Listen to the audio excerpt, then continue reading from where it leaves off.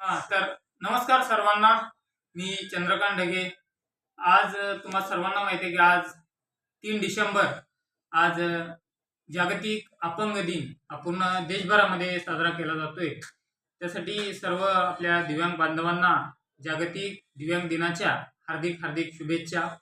आणि खऱ्या अर्थानं मला इथं काही गोष्टी आवर्जून इथं सांगायच्या आहेत की दिव्यांगांना सुद्धा, की दिव्यांग बंधू आणि भगिनींनो, गेल्या बऱ्याच दिवसांपासून आपण या सर्व राजकीय पक्षांवरती प्रचंड असा विश्वास, प्रचंड असं ताकदीनं आपण सर्वच राजकीय पक्षांच्या पाठीशी आपण उभं राहिलो आहोत.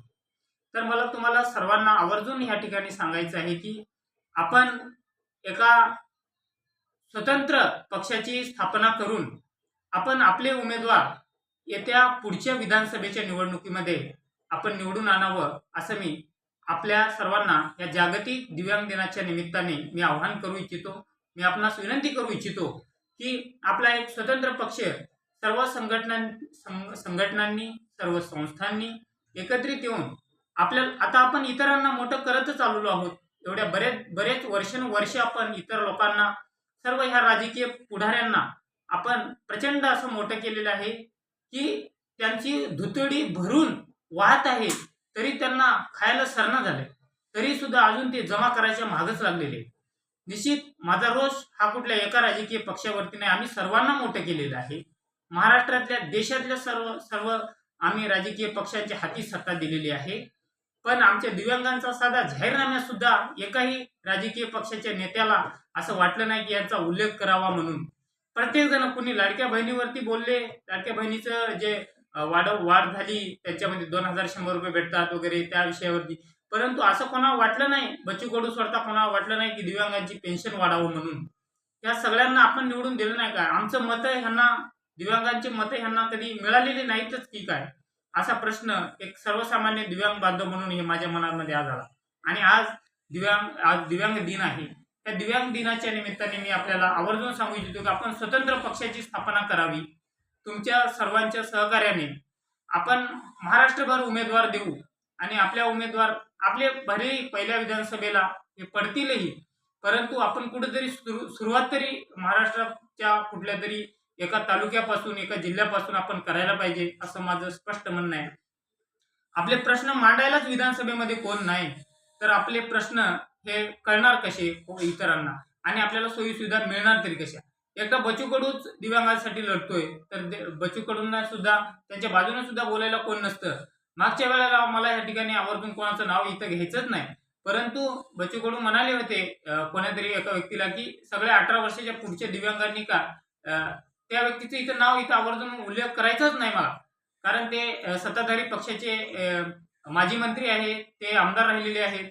परंतु निश्चित स्वरूपात सांगायचा उद्देश हाच की मला की 18 वर्षाच्या पुढच्या दिव्यांगांनी काय करावं ह्याचा विचार फक्त बच्चू कडूंनीच केलेला आहे.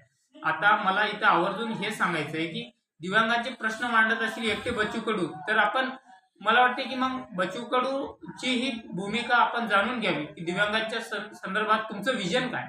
तर त्यांचं विजन हे त्यांच्याकडूनच आपल्याला समजून घेतलं पाहिजे. किंवा बच्चू कडूच्या संघटनेमध्ये तुम्हाला जर काम करायचं असेल तर काम करा, परंतु दिव्यांगांसाठी कुठल्या ना कुठल्या ठिकाणी का होईना पण काम करा, हे मला म्हणायचं.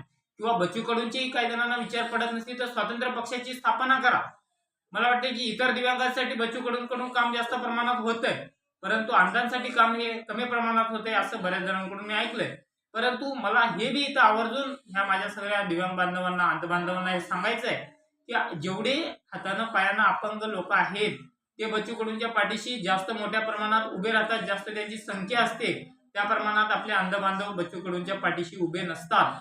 म्हणून थोडे कमी प्रमाणात काम होत असतील, तर इथून पुढे तुम्हाला वाटत असेल की बच्चू कडूंच्या पाठीशी जर आपण उभं राहिलो, कुठलाही स्वार्थ न ठेवता आपल्यासाठी म्हणून आपण उभं राहतो असेल, तर बच्चू कडू आपल्याही प्रश्नांवरती बोलतील.